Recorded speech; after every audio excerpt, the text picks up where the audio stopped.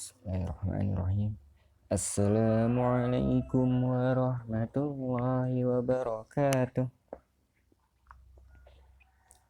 Hai teman-teman kelas 5, apa kabar kalian? Semoga dalam keadaan sehat dan tetap bersemangat dalam menuntut ilmu. Berjumpa kembali di Sentra Imtak bersama Bapak Miftahul Huda. Teman-teman, sebelum memulai pembelajaran hari ini, jangan lupa untuk membaca doa terlebih dahulu. Baik, teman-teman, hari ini kita akan membahas sebuah tema. Temanya masih berkaitan dengan ekosistem, khususnya ekosistem buatan, yakni ekosistem kolam ikan dan ekosistem waduk atau bendungan. Baik teman-teman, kita bahas satu persatu. Ekosistem kolam ikan. Apa sih ekosistem kolam ikan? Ekosistem kolam ikan adalah ekosistem buatan berupa perairan dengan luas terbatas agar mudah dalam mengelola dalam upaya pengaturan air, jenis ikan yang dibudidayakan, dan target produksinya. Nah, inilah gambaran tentang ekosistem kolam ikan. Teman-teman bisa lihat ya, berupa petak-petak yang diisi dengan air, atau kolam hiasan yang ada di taman rumah. Biasanya di rumah-rumah bagus ada kolam ikan. Nah, sama saja, itu adalah bagian dari kolam ikan.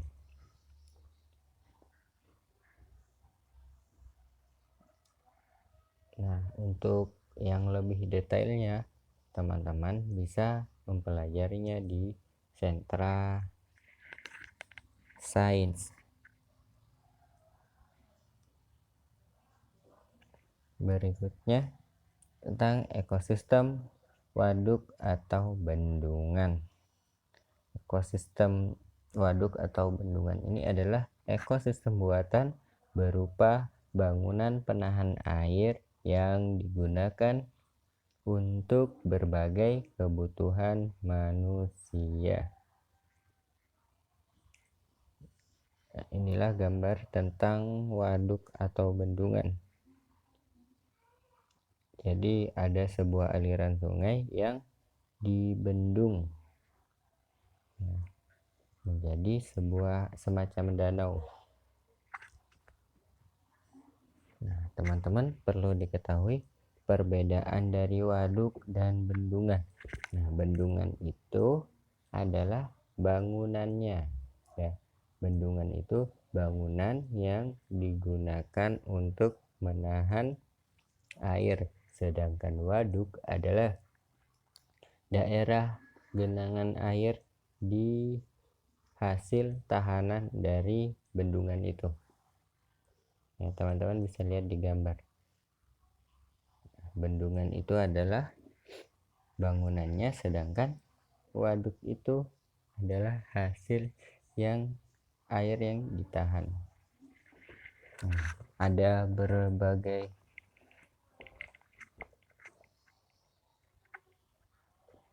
macam bendungan yang ada di Indonesia ya. Di Indonesia ini banyak sekali bendungan-bendungannya. Nah, teman-teman bisa mempelajarinya tentang di mana saja ada waduk ada bendungan atau waduk nanti di sentra sosial budaya. Baik teman-teman, Bapak hanya menyampaikan pengantar aja ya tentang ekosistem waduk atau bendungan ini.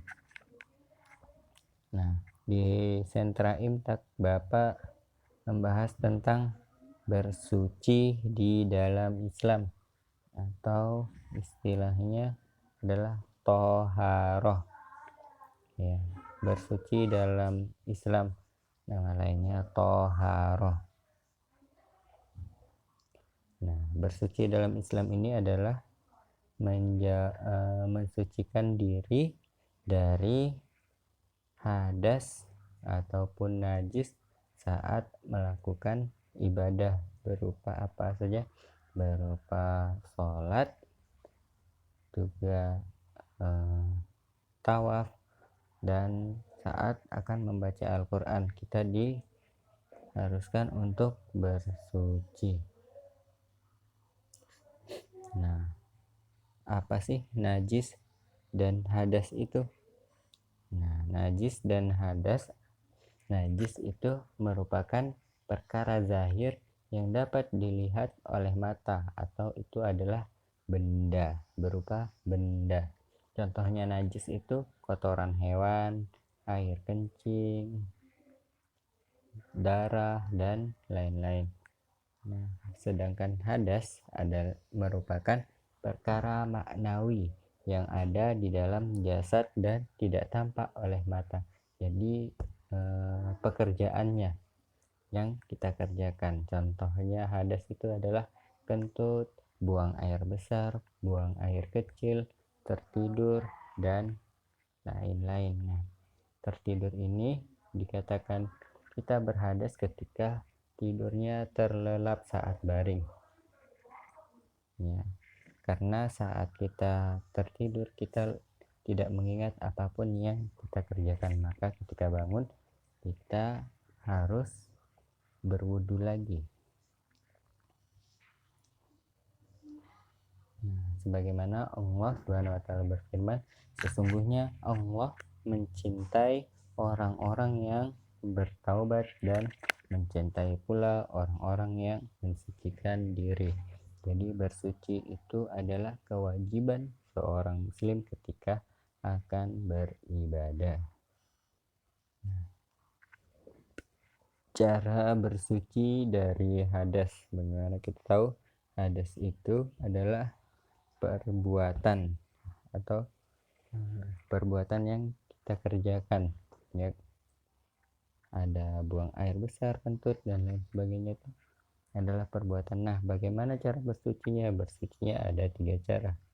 Yang pertama adalah berwudu.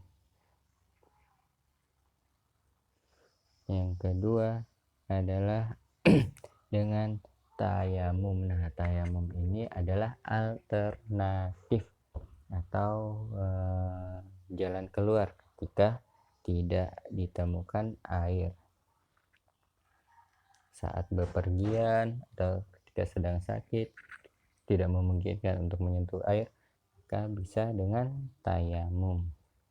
Nah, yang ketiga adalah mandi. Nah, mandi ini ketika kita memiliki hadas besar, seperti kalau yang wanita itu yang sudah balik ada masa datang bulan, masa haid, ya. Nah, itu bersucinya dengan mandi. Kemudian kalau laki-laki ketika akil balik mengalami mimpi yang menyebabkan berhadas, nah itu juga cara bersucinya dengan mandi, ya. Nah, ketika tidak ada air, itu pun bisa diwakili dengan tayamum.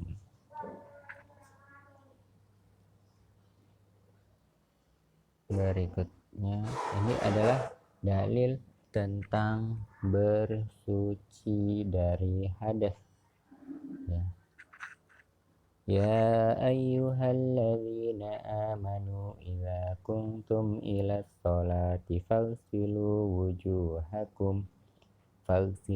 wujuhakum wa aydikum ilal marafiq wamsahu biru'usikum wa arjulakum ilal ka'bayn wa in kuntum junuban fattahharu wa in kuntum marda aw ala safarin aw jaa ahadum minkum minal ghaiti aw lamastumun nisaa falam tajidu ma'a fatayammamu sa'idan tayyiban famsahu biwujuhikum wa aydikum min ma yuridullahu liyaj'ala 'alaikum min haraj walakin yuridu liyutahhirakum wa liyutimma ni'matahu 'alaikum la'allakum tashkurun. Artinya, hai orang-orang yang beriman, apabila kamu hendak mengerjakan sholat, maka basuhlah mukamu dan tanganmu sampai dengan siku, dan sapulah kepalamu dan basuh kakimu sampai dengan kedua mata kaki. Dan jika kamu junub, maka mandilah, dan jika kamu sakit atau dalam perjalanan atau kembali dari tempat buang air atau kakus atau menyentuh perempuan lalu kamu tidak memperoleh air, maka bertayamumlah dengan tanah yang baik atau bersih. Sapulah mukamu dan tanganmu dengan tanah itu. Allah tidak hendak menyulitkanmu, tetapi Dia hendak membersihkan kamu dan menyempurnakan nikmat-Nya bagimu supaya kamu bersyukur. Terdapat di dalam Quran surah Al-Maidah ayat 6. Inilah dalil tentang berwudu dan tayamum atau bersuci dari hadas. Nah, teman-teman, berikutnya adalah cara bersuci dari najis atau dari benda yang najis ya. Yang pertama adalah mencuci dengan air bagian yang terkena najis sampai dengan hilang bau dan warnanya, seperti saat misalnya pakaian kita terkena kotoran hewan. Nah, kita mencuci bagian yang terkena kotoran hewan itu saja sampai dengan hilang bau dan warnanya. Nah, itu sudah suci kembali. Itu cara mensucikan dari najis. Nah, ada kekhususan pada kotoran najis ya. Yang kedua ini adalah pada kotoran najis berupa liur anjing. Nah, cara membersihkannya cukup banyak ya. Membersihkannya dengan mencuci sebanyak 7 kali. Nah, yang salah satunya dengan tanah. Jadi mencuci sebanyak 7 kali, di sela-selanya di antara ketujuhnya itu mencucinya tidak dengan air tetapi dengan tanah. Itulah cara membersihkan kotoran liur anjing. Jadi makanya itu kenapa kita tidak boleh dilarang memelihara anjing, karena liurnya itu memiliki najis yang sangat susah untuk dihilangkan ya. Harus 7 kali dicucinya.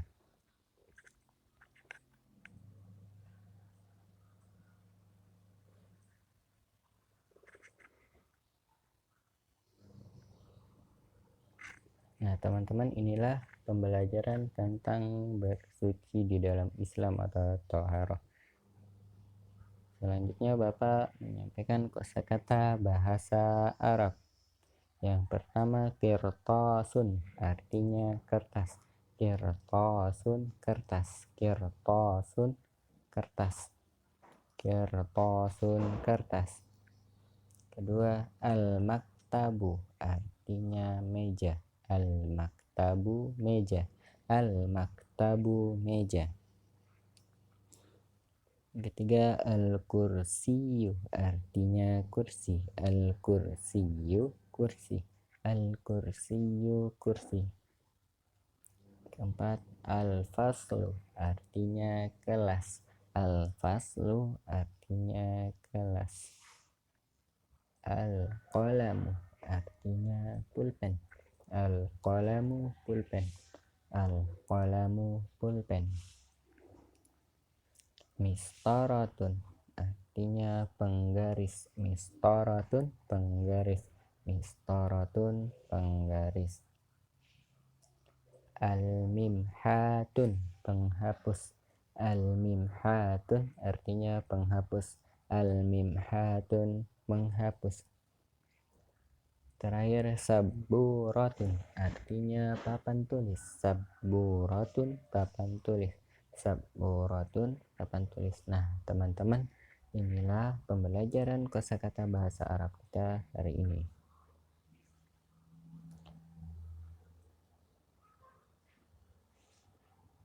Baik, teman-teman, sampai di sini pembelajaran kita hari ini.